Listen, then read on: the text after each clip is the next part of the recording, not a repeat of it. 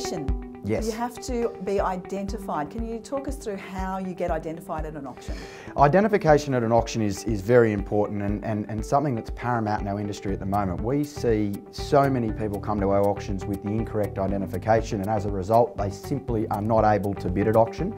And that's very sad and distressing when you see that, because particularly for your owners, you want the most amount of people at your auction. So it's imperative that the agents disclose to their buyers exactly the identification which is required. Now, most of our buyers do have an Australian driver's licence. That will suffice in terms of everything. That will have the address and of course your photo identification. Okay. But in the event that you do not have a driver's licence, we ask that you bring along some form of photo identification.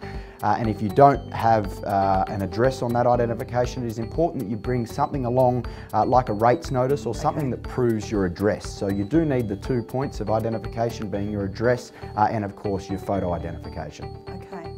So often we go to auctions and we see real estate agents up the back on the phone. Yes. How do you become identified as a purchaser if you're on the other end of the phone?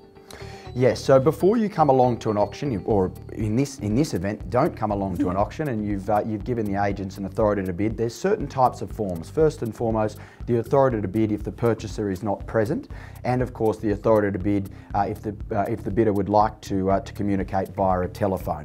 I can assure you that anybody bidding at these auctions has always had a written authority delivered to the agent, which in turn is given to the auctioneer.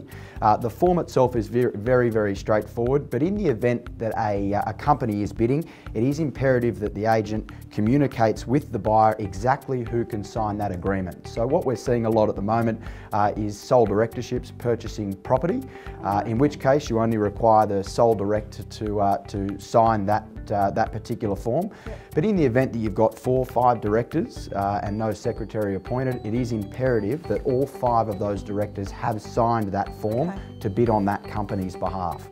So it is a very straightforward process. The form itself takes 1 or 2 minutes to fill out, but if you are coming up towards an auction, it is imperative that you have got those forms in place just to make it a stressless process, if at all possible. Yeah, right.